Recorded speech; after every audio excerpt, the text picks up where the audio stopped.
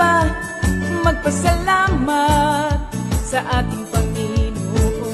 Tayo na kumanta, sumayaw sa saliw ng tugtugan, kay inang pagmasdan ang nagkakaisa at sama-sama magkakapatid.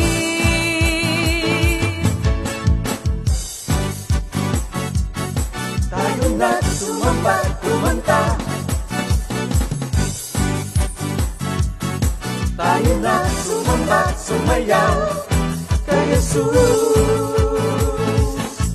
Kayo na at sumamba, magpasalamat sa ating Panginoon. Tayo na kumanta, sumayaw sa saliw ng tugtugan, kay inang pagmasdan ang nagkakaisa at sama-sama magkakapatid. Kay Jesus ang iyong problema. Magdasal, maghintay, magtiwala. Sa oras ng pangangailangan, si Jesus ang katugunan. Si Jesus ang ating Panginoon, kailanman di kanya iiwan. Si Jesus ang ating Panginoon, kasama sa lahat ng oras. Papuri at pasasalamat tanging sa'yo, alay. Tanging sa'yo, alay.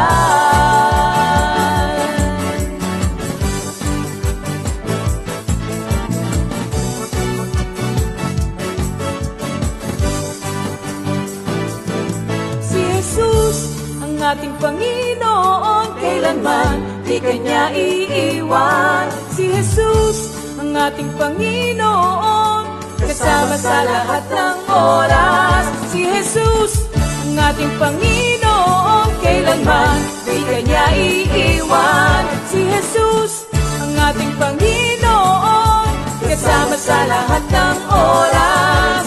Papuri at pasasalamat tanging sa'yo, alay.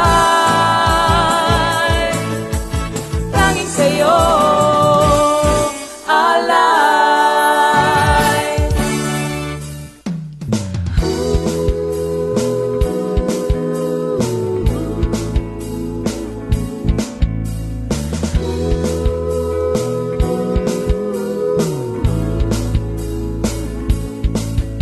Pinagpalang buhay ang kaloob ng Diyos sa lahat ng tao. May takot sa Kanya. Pinagpalang buhay ang kaloob ng Diyos sa lahat ng tao. Nagtitiwala. Good evening once again, brothers and sisters. Welcome to our midweek Bible study. Tunay na patuloy tayong magpuri at magpasalamat sa ating dakilang Diyos, sa kanyang dakilang katapatan sa atin, for always giving us the chance to hear from Him.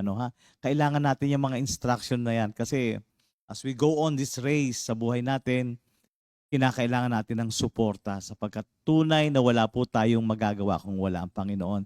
But before anything else, brothers and sisters, tayo muna po ay manalangin. Hallelujah, hallelujah, hallelujah. Purihin ka, O Ama, sa iyong kabutihan sa amin, Ama.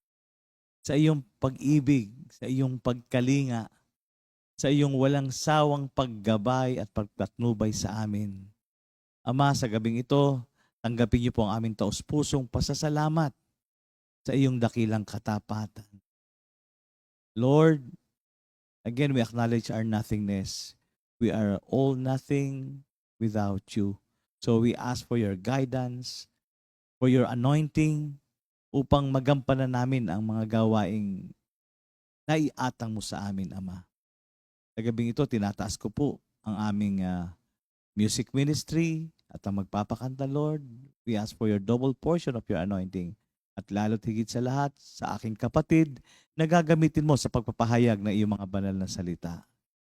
At pagkalooban niyo po kaming lahat ng mga makikinig ng iyong pagtuturo ng bukas na puso't kaisipan, pangunawa, Panginoon. And of course, through the guidance of your Holy Spirit. May your name be glorified tonight, Father God. And again, we bring you back the highest praise, the highest glory and honor. In Jesus' name we pray. Amen. Okay. Okay, may mga announcement po tayo mga kapatid. Meron po tayong paparating na LSS, hindi bagyo. Joke.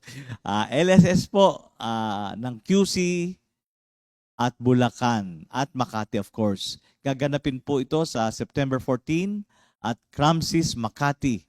Mag-start po ng alas 8 ng umaga.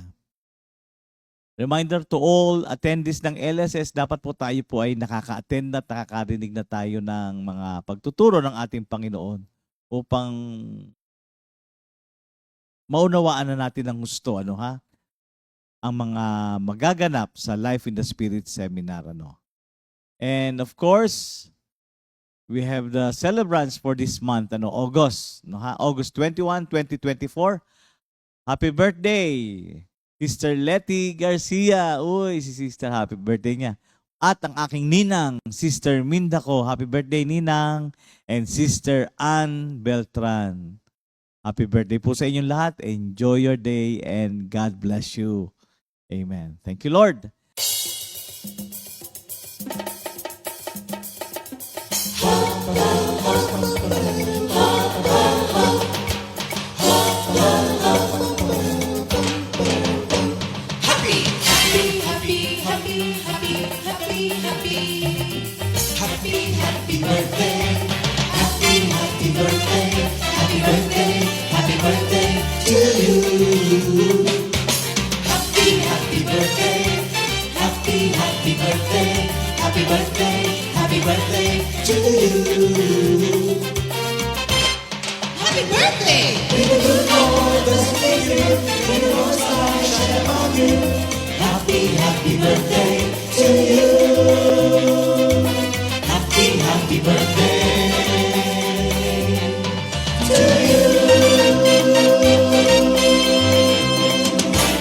Thank you, Lord. Hallelujah. Happy birthday once again. Enjoy lang po. So let's prepare ourselves, brothers and sisters. Tawagin na po natin yung ating mga kasama sa bahay upang sabay-sabay tayong magpuri sa ating dakilang Diyos Ama sa langit. So, tonight, let's welcome our praise and worship team. Purihin ang Panginoon. Yes, Lord. Hallelujah, Thank you, hallelujah.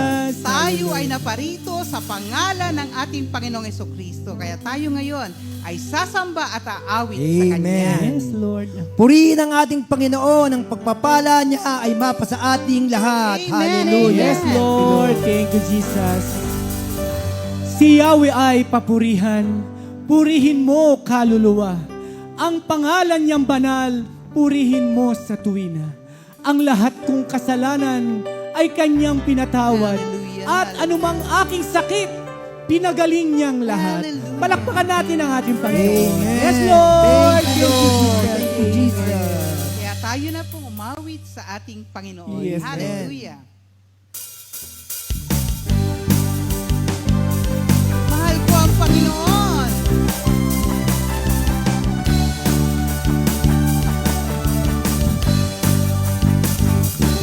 Mahal ko ang Panginoon, pagkat ako'y dinirinig. Dinirinig niya ako sa dalangin ko't ibig. Ako'y kanyang dinirinig sa tuwing ako'y tumatawag. Kung ako ay tumatawag, sinasagot niya agad. Mahal! Mahal ko ang Panginoon, pagkat ako'y dinirinig. Dinirinig niya ako sa dalangin ko't ibig. Ako'y kanyang dinirinig sa tuwing ako'y tumatawag. Kung ako ay tumatawag, sinasagot niya agad. Manalig ka o puso ko, sa Diyos ka magtiwala, pagkat siya ay mabuti, di marunong magbabaya. Manalig ka o puso ko, sa Diyos ka magtiwala, dalangin ko, dalangin mo.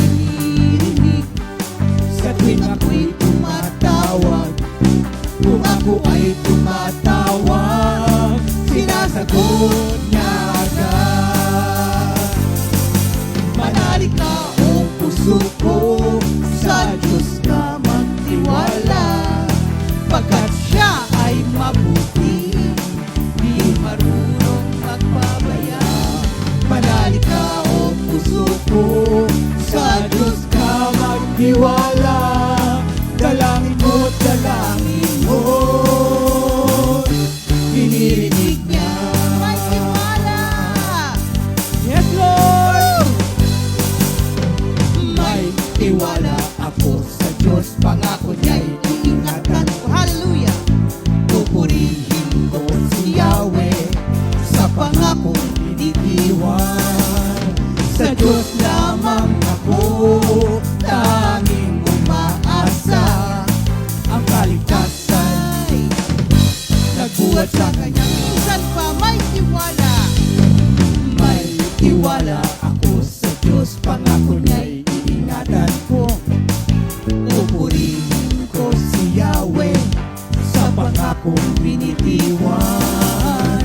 Sa Diyos lamang ako tanging umaasa. Ang kaligtasan nagbuhat sa Kanya. Tanging Siya lamang ang tagapagligtas, tagapagtanggol ko at aking kalasag. Akin ang tagumpay sa lahat ng oras. Habang ako'y nabubuhay, ako'y magpapasalamat. Ako ay dadalangin, kamay ko'y nakataas. Tanging siya lamang. Tanging Siya lamang ang tagapagligtas, tagapagtanggol ko at aking kalasag. Akin ang tagumpay sa lahat ng oras. Habang ako'y nabubuhay, ako'y magpapasalamat. Ako ay dadalangin, kamay ko'y nakataas. Tanging siya lamang. Tanging Siya lamang ang tagapagligtas, tagapagtanggol ko at aking kalasag. Akin ang tagumpay sa lahat ng oras. Habang ako'y nabubuhay, ako'y magpapasalamat. Ako ay dadalangin, kamay ko'y nakataas. Ako ay dadalangin, kamay ko'y nakataas. Ako ay dadalangin, kamay ko'y nakataas. Hallelujah! Lord, We worship you, Lord. We glorify your name. Hallelujah. Thank you, Let's Jesus. continue to worship the Lord. Amen. Pasalamatan natin palagi ang Panginoon sapagkat sa Kanya nagmula ang lahat ng bagay. Yes, Lord. Thank you. Kaya nararapat lamang na siya ay pagkukulan ng pasasalamat Yes, ng buong pagsamba, buong puso at kaluluwa.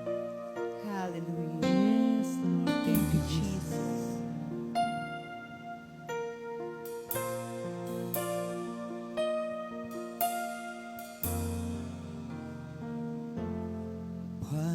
Pasasalamat ko sa iyo, Panginoong Jesus.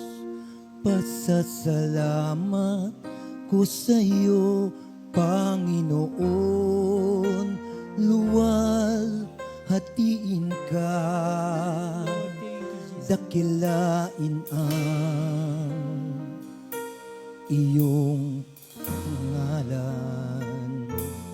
Pasasalamat ko sa iyo, Panginoong Jesus. Pasasalamat ko sa iyo, Panginoon. Luwalhatiin ka, dakilain ang iyong pangalan. Salamat sa iyo, Panginoong Jesucristo.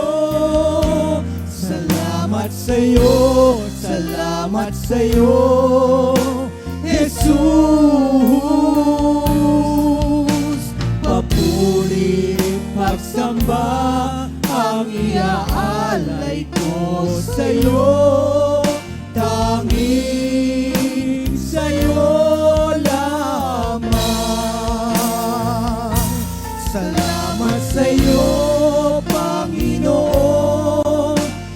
Jesucristo. Salamat sa'yo, salamat sa'yo, Jesus. Papuri, magsamba, ang iaalay ko sa'yo. Tanging sa'yo lamang.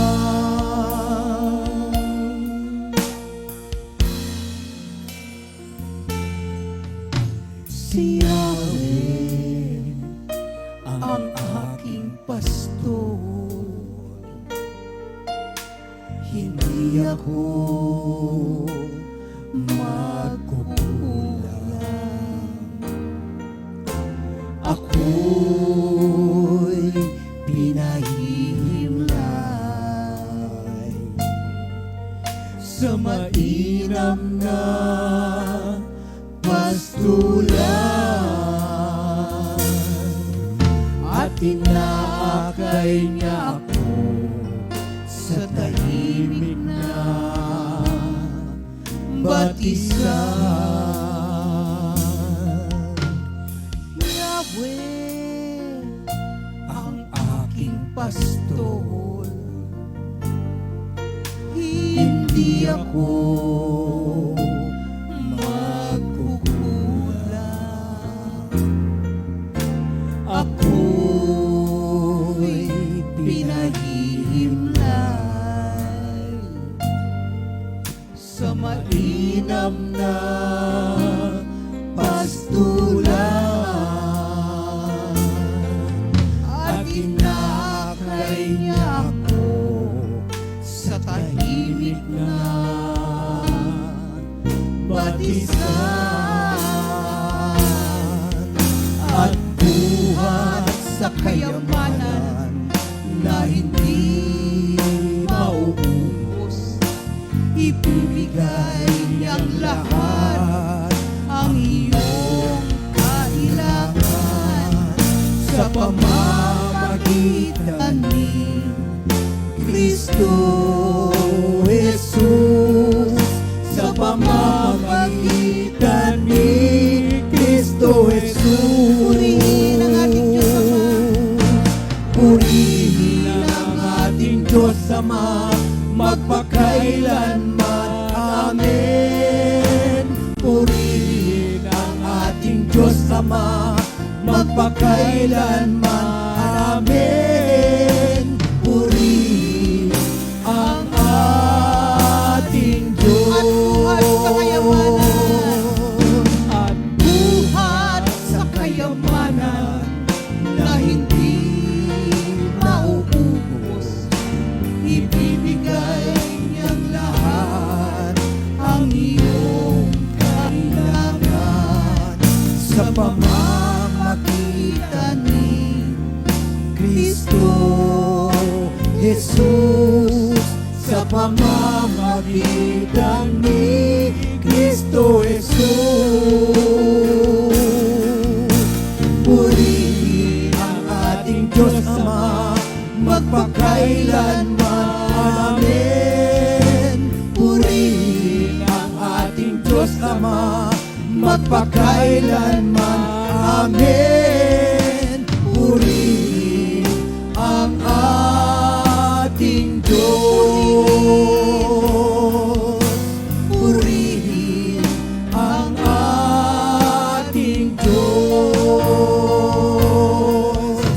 Purihin ang ating Diyos.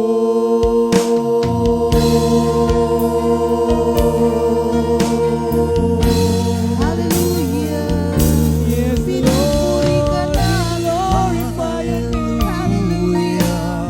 Sa'yo ang pupuri, ang luwalhati. Hallelujah.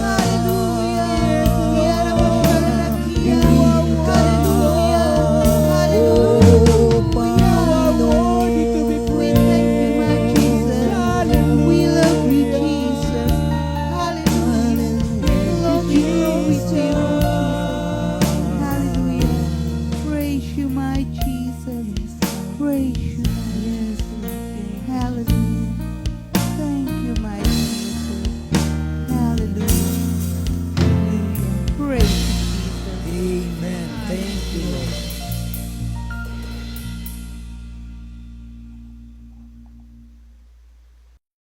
Glory, hallelujah. Tunay na napakasarap umawit sa ating dakilang Diyos. Ano, ha? So, tonight, handa na po natin ating Bible, notebook, marker, ballpen, lapis, kung ano man po yung ginagamit natin para tayo ay nakakapagsulat ng mga highlights na ating may encounter sa gabing to sa pagtuturo ng salita ng ating Panginoong Diyos. Tayo po ay nasa series pa rin po ng Epistle to the Hebrews by Paul. And we will continue with chapter 12. So for tonight, let us welcome our sister, Sister Connie Caudilia. Magandang gabi po sa ating lahat. Welcome po sa ating Bible study ngayong August 21. Thank you, Lord. Ang ating pong pag-uusapan ngayong gabi ay sa chapter 12 na po, verses 12 to 17. Babasahin ko na po. Therefore, strengthen the hands which hang down and the feeble knees, and make straight paths for your feet, so that what is lame may not be dislocated, but rather be healed. Pursue peace with all people and holiness, without which no one will see the Lord. Looking carefully lest anyone fall short of the grace of God, lest any root of bitterness springing up cause trouble, and by this many become defiled. Lest there be any fornicator or profane person like Esau, who for one morsel of food sold his birthright. For you know that afterward, when he wanted to inherit the blessing, he was rejected, for he found no place for repentance, though he sought it diligently with tears. Thank you, Lord. Hallelujah. Ngayon po, kung papansanin niyo po, nagsimula po itong ating pinag-aaralan sa salitang therefore. Ang therefore po kasi ay ginagamit ng mga writer to remind the reader na may mga dapat tayong i-reflect on the prior messages. Ano ba yung messages before this 12 to 17? Ito yung mga unang verse sa Hebrews 12. For a recap, ang tawag dito, gunitain natin yung mga pinag-aralan last week. Ano nga ba itong mga ito? That, ang unang-una, we are runners in a Christian race. Pangalawa, we have spectators, the cloud of witnesses, the heroes of faith watching us. Pangatlo, that God disciplines us for our own good. And most of all, that we need to fix our eyes on Jesus. Bearing this in mind, makikita natin, ano ba itong pag-aaralan natin nga na to? Kasi ang nakalagay dito, may kanta tayo dito eh. Sige, kantahin na nga natin, Brother Arnold, yung lift up your tired hands.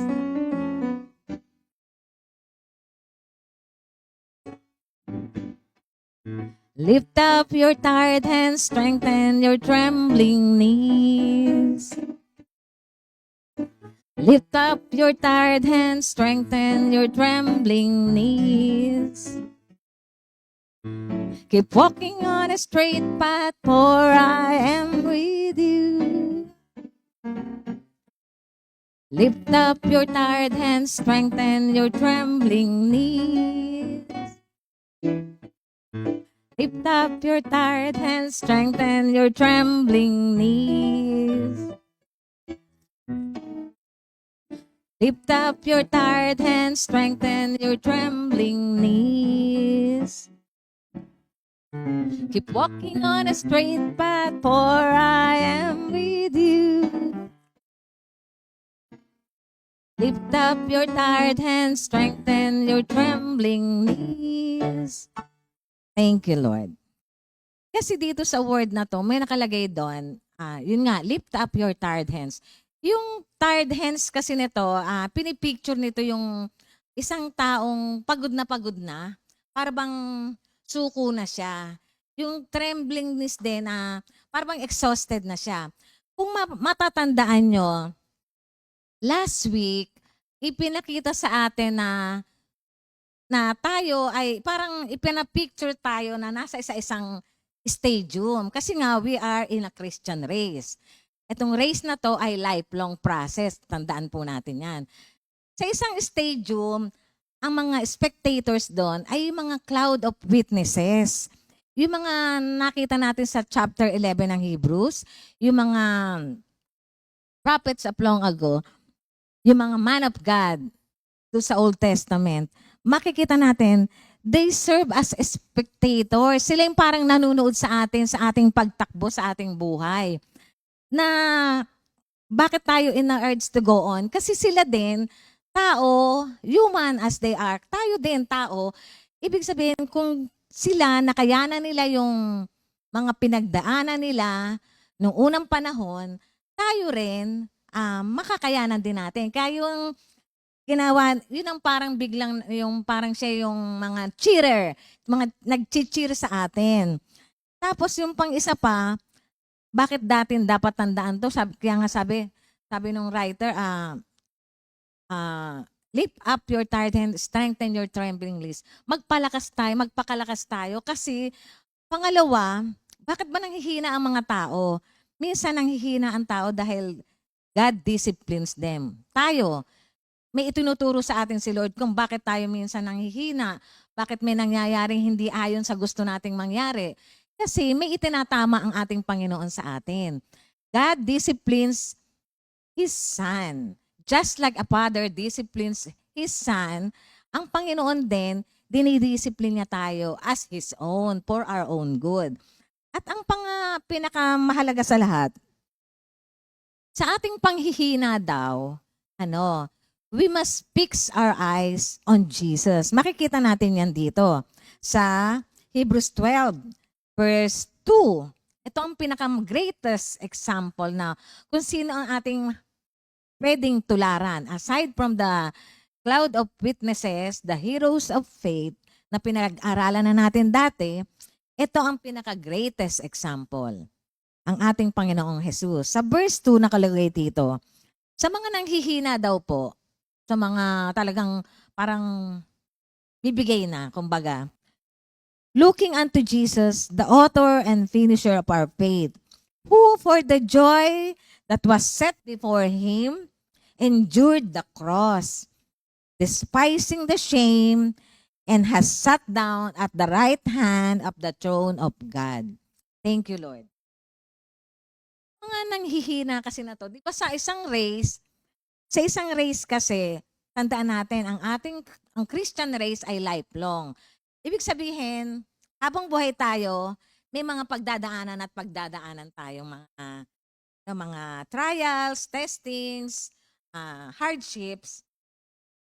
Kaya pinahalin tulad tayo sa isang race kasi ang mga tumatakbo, nagpapalakas yan. Nagpapalakas yan ng kanilang katawan. Araw-araw yan, nagpa-practice, kumakain ng masasarap na pagkain para sila ay lumakas at tumagal sa takbuhan.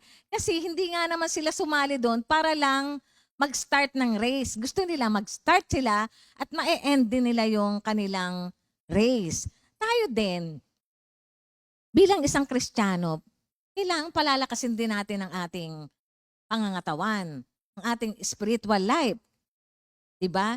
Yung ito nga yung bang sinasabi ditong hands hanging down, yung picture ng taong ayoko na, suko na ako. Ayaw na. Pero ito nga, sabi nga sa atin, huwag tayong mag-give up. We must persevere in our faith. Napakahalaga na tayo ay makapagpatuloy. Kasi kung gumigive up, ang nagwawagi ay hindi umaayaw. Kaya kung gusto natin magwagi, huwag tayo dapat talagang aayaw. Lalo na, sabi nga doon sa kanta, keep walking on a straight path for I am with you. Sabi ni Lord, kasama natin siya.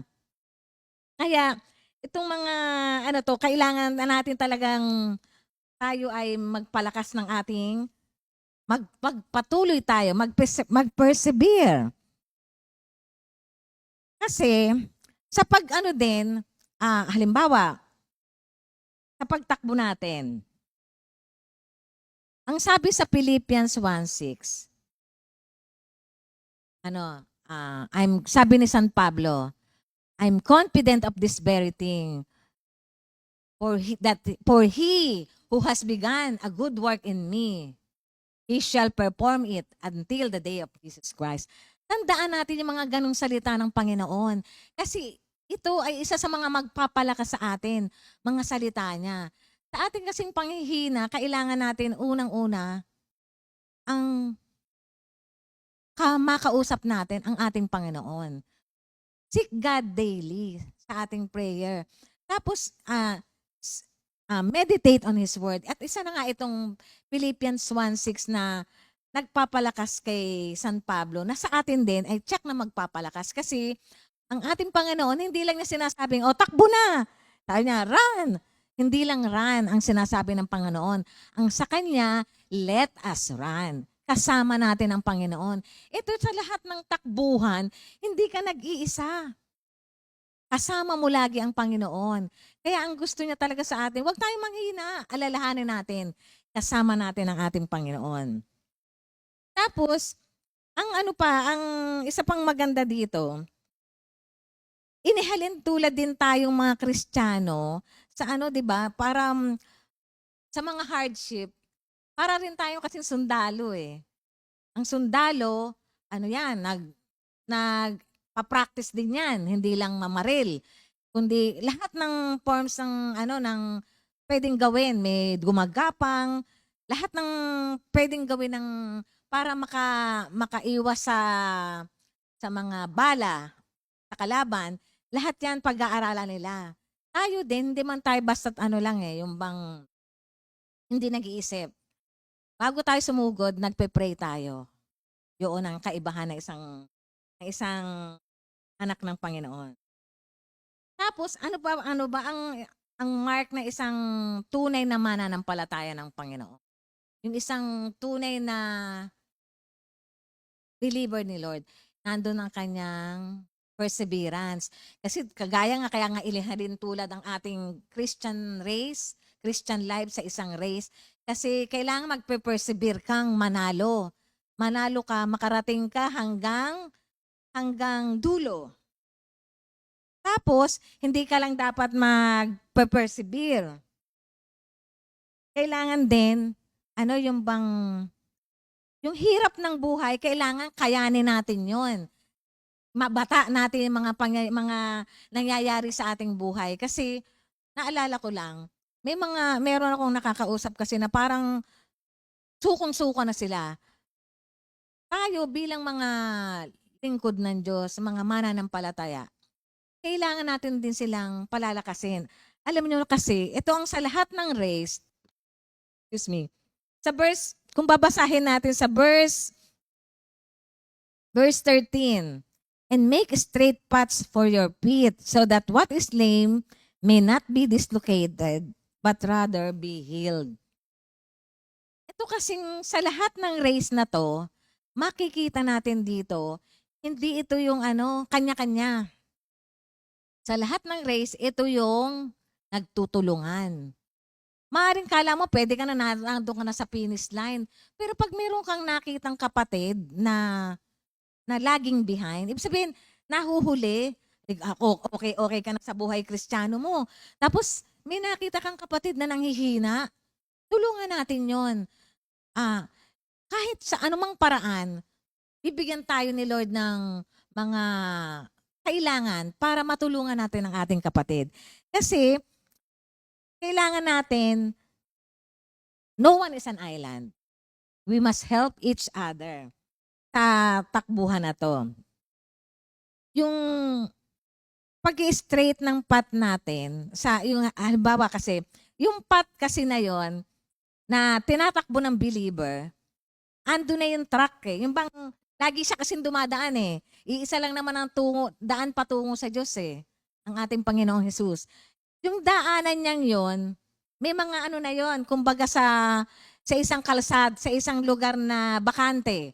Pag laging may dumadaan dong tao, may dumadaan ng mga motor, nawawala na yun ng mga damo-damo, nakikita na yung mga guhit ng gulong, guhit ng mga daan ng paa. Yun ang talagang kahit na madilim, makikita mo siya, malalaman mo ang daan. Yun ang parang isang gustong ipagawa sa atin ng Panginoon. Since ang Christian race ay hindi individual, though ang individual ang salvation, pero habang nandito tayo sa earth, sa mundo na kinabibilangan natin, we must help one another. Halimbawa, may naglalakad na pilay. Tapos nakita mo na pwede siyang matalisod sa isang bato. Ano ba dapat natin gawin? Dapat tanggalin natin yung bato na yun. Kung kaya pa nating matanggal bago siya makarating doon.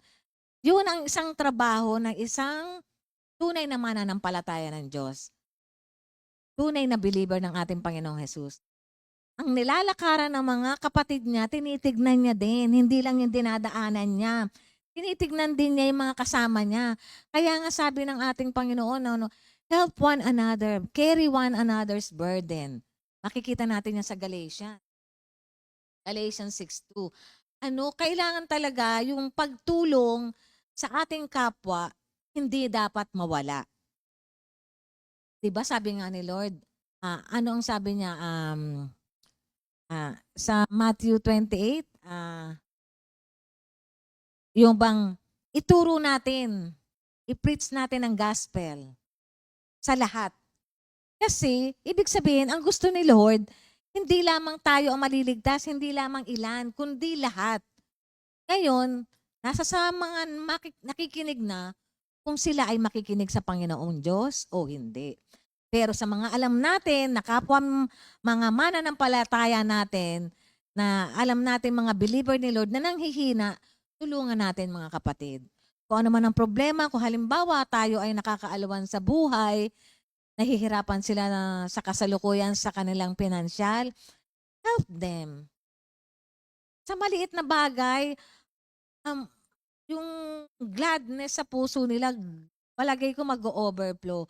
Kasi hindi lang sa tinulungan mo sila, naalala mo sila, minamahal mo sila. Nakikita nila kasi sa atin si Lord kapag gumagawa tayo ng mga bagay na ginagawa ni Lord. Our Lord is the greatest giver. Ang kanyang bugtong na anak nga ang binigay. Yung pang mga kaunti-kaunti bagay, hindi pa binigay sa atin. Kaya tayo din bilang mananampalataya, sunod tayo sa yapak ng ating Panginoon.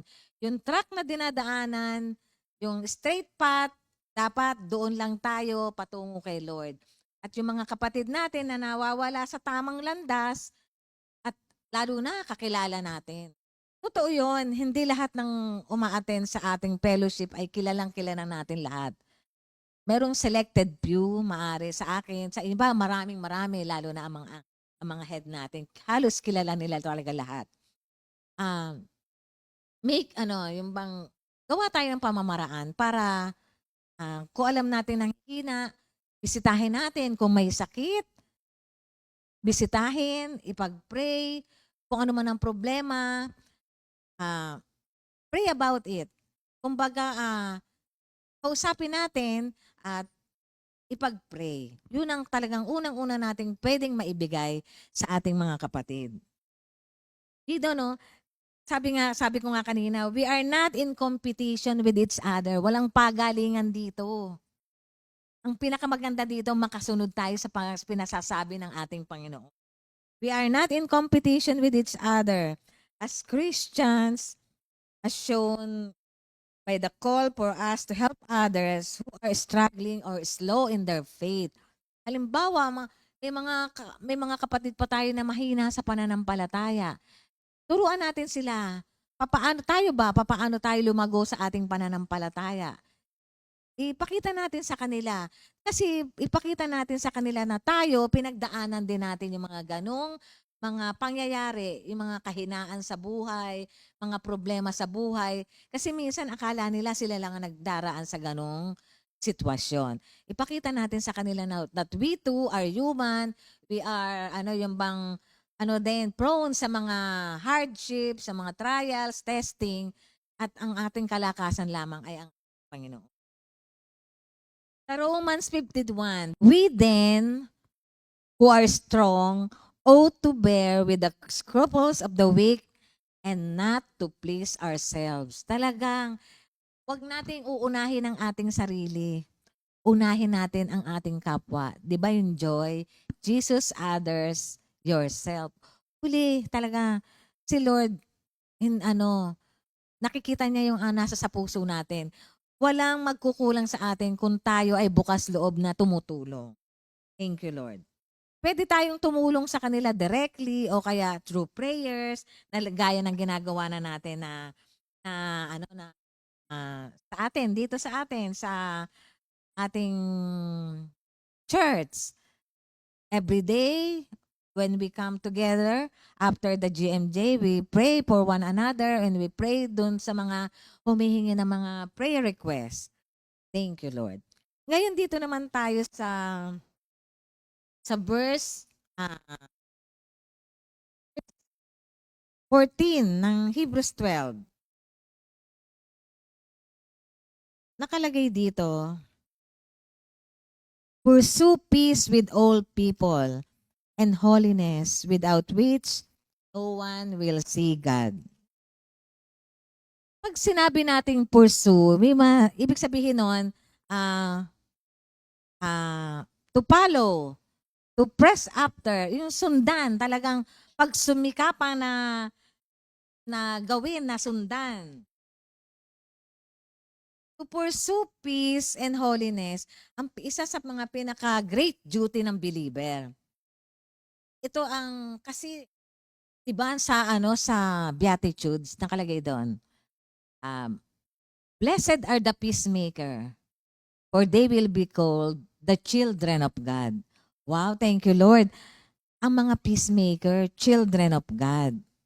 Kaya, tayo na nasa sa Panginoon, kailangan ipupursu natin tong peace. Huwag namang mangyari na tayo ang pagsimula ng gulo. We are peacemaker, not troublemaker. Dapat bilang peacemaker, ang mga salita na mamumutawi sa ating mga labi ay hindi mga pangit na salita. Kasi hindi mo maigagawad ang kapayapaan kung ikaw rin mismo hindi magandang magsalita. Meaning, wala kang galang o pipiliin mo ang mga tamang salita sa tamang sitwasyon. Thank you, Lord. Pag sinabi nga nating pursue, ibig sabihin, ang peace, hindi laging nandyan. Peace is not always there. Hindi laging posible. Kaya kailangan ipupursu. Kaya yun ang gusto ng ating Panginoon. Ngayon, yun nga, ang nais ng Panginoon, huwag tayong maging yung bang mag-cause ng conflict. Maggawa ng, ano ba yung conflict, yung mga di pagkakasundo. Huwag magsisimula sa atin ng mga bagay-bagay na una, hindi totoo. At kung mga bagay-bagay na hindi maganda at hindi makaka-build up ng pananampalataya ng kapwa, huwag na nating ipagsigawan. Dapat ang mga salitang namumutawi sa atin talaga lagi ay madalas na nakapagbibigay papuri sa ating Diyos. Thank you, Lord. Ang isa pa, Romans 12:18. If it is possible, kung posible nga daw po, as much as depends on you, live peaceably with all men. Talagang ayaw talaga ni Lord na mga away-away. Ayaw niya talaga. Ang mga peacemaker talaga ang tinatawag niya mga anak niya. Gusto ba nating tawagin tayo anak ng Diyos? Napakaganda no mga kapatid. Anak ng Diyos, hindi ka ng anak ng demonyo. Thank you, Lord.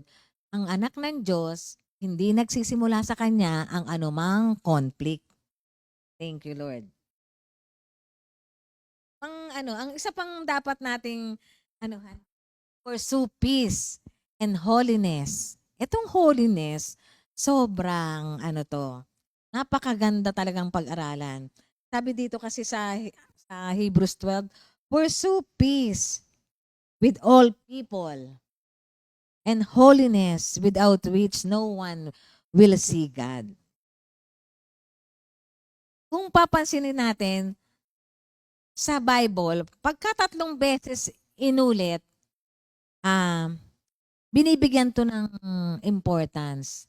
Sa Isaiah 6:3, anong sabi ng Holy, basahin na nga natin. Ito yung mga angels. And they were calling to one another, Holy, holy, holy is the Lord Almighty. The whole earth is full of His glory. Holy, talagang si Lord, holy. Anong sabi niya? Sabi ni Lord doon, be holy for I am holy. Sa 1 Peter. Doon Kaya nire-require niya sa kanyang mga mananampalataya na maging holy. Kasi ang holiness, ang ibig sabihin being holy, we are set apart from the master's shoes. Pagka ang isang tao ay holy, ibig sabihin nun, nasanctify na siya ng tayo kasi, we all have sinned and fall short of God's glory. Pero dahil sa ating Panginoong Jesus, nilinis niya tayo. Sa pagkamatay niya sa cross, nilinis niya tayo. Kaya we as believers of our Lord Jesus Christ, nawala na ngayon yung mga kasalanan. Tayo, hindi na tayo ngayon nananatili sa kasalanan. Yung bang inaalis natin ito sa ating katawan. Kung nagkakasalaman tayo, agad-agad humihingi tayo ng kapatawaran sa ating Panginoon. Dahil sabi nga sa 1 John 1:9, if we confess our sins to God, He will forgive us as our sins. Diba? Napakaganda. Kaya ang isang tao, ang tayong mananampalataya, gusto ng Panginoon na maging holy tayo. Kasi ayaw niyang mananatili tayo sa kasalanan. Bakit? Kasi ano ba yung pinaka-goal natin sa buhay? Diba? To see God. Oh, pag kami kasalanan tayo na hindi natin alam ang ating buhay, papaano kung bigla tayong nawala sa mundong to na hindi tayo nakahingi ng tawad dahil nga matigas ang ating puso, papaano na yon? How can we see God face to face? How can we go to heaven kung may mga kasalanan pa tayo na nasa sa ating puso at isipan? Alalahanin natin mga kapatid, ang Panginoon Diyos dumating na dito sa atin. All we have to do is to trust God, to believe in our Lord Jesus Christ, and we will be saved. Thank you Lord. Kasi ang gusto lamang niya sa atin ay huwag manatili sa kasalanan. Sa araw-araw nating buhay, totoo ang race natin, ang Christian race is a lifelong process. Marami pa tayong may encounter, marami pa tayong pagdadaanan, marami pa tayong maaaring magawang kasalanan. No one is perfect except God alone. Habang nandito tayo sa lupa, we are still undergoing perfection. Kaya mga kapatid, kapag nagkasala, wag tayong agad-agad tayong humingi ng tawad sa ating Panginoon. Walang mangyayari sa pagmamatigas ng puso natin. Ang mangyayari diyan, kung hindi natin alam kung baka mamaya kuhanin na tayo ni Lord, edi hindi natin siya makakasama. Doon tayo sa eternal lake of fire, hindi sa eternal heaven na inaasam-asam natin. Paano ba na tayo pwedeng maging holy? Unang-una, sa araw-araw ba natin ginagawa? Araw-araw nating pakikipag-usap. Siguro sa pakikipag-usap natin, let no obscene words, talks comes out from our mouth. Alisin natin yung mga ganyan. Pangalawa, sa paggising natin sa umaga, seek God daily. Para alam natin yung kanyang salita. Tapos pagka nabasa na natin, Lord, ano po ba ang nais mong gawin ko dito? Hindi lang magbabasa, kundi practice. I-put into practice what we have read, what we have heard nung umaga din yung galing sa Panginoon. Yun mga simple ways na mailalayo tayo sa kasalanan. Ang Panginoon talaga, marami siyang mga pamamaraan sa kanyang mga mahal na anak na para makapagpatuloy ng hindi nagkakasala, makapagpatuloy ng nasa sa straight path. Kasi gusto niya tayong lahat makasama, mga kapatid.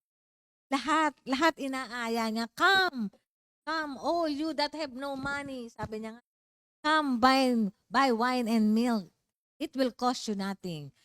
Yung pag-anyaya ni Lord sa atin, bukas palad, bukas kamay, inaanyayahan tayong lahat na para hindi tayo matulad dito sa binasa natin na hands hanging down, yung lugmok, yung suko na sa buhay. Ayaw niya tayo maging ganun maging suko sa buhay. Kasi lagi siyang nandyan. All we need to do is ask for His guidance. At kung nagkasala, ask for His forgiveness and repentance. Yun, mga kapatid. Our reward, para sa panghuli, no? Our reward is one day soon, we will see the Lord. Diba? Sabihin sa atin ni Lord, good and faithful servant. Diba? Yung bang inaantay na niya tayo sa kanyang kingdom. One day soon, we will see the Lord. Now, we are to look to Him in faith. Kasi, everything is in faith. Lahat talaga, everything is in faith. Ang ating pananampalataya, ano nga ba ang faith? Faith is to be sure of the things we hope for and to be certain of the things we cannot see. It is all by faith sa pagsunod na salita ng Diyos. Yung faith na binigay niya sa atin, yun ang ating pairalin sa ating buhay. In spite of the difficulty na mga dumating sa atin, sa mga hardships, don't give up. Persevere, magpatuloy tayo, ano nga ba sa Tagalog ng persevere? Magtiyaga, magpatuloy tayo. Hindi tayo pwedeng magpa-easy-easy sa buhay. Pag may kailangan gawin para sa ating ikabubuti, lalo na sa ating spiritual life, gawin natin, mga kapatid. Lalo na hindi lang para pang sa atin, kagaya ng pinag-aralan nga natin kanina. Ang Christian race ay hindi isang individual race. So, individual ang ating salvation. Ang Christian race na tinatakbo natin ay pangmaramihan. Kung maaari, marami tayong maakay patungo sa Kanya. Help one another, carry one another's burden, para sabay-sabay tayong makikipagkita sa ating Panginoon. At yun, sa pangyayari na yun, kapag nagawa natin yun, nagawa natin kung ano man yung mga pinagagawa sa atin ng Panginoon, one day soon, we will see the Lord face to face. Thank you, Lord, mga kapatid. Hallelujah. Glory to God. 2 Timothy 2:2. Hallelujah.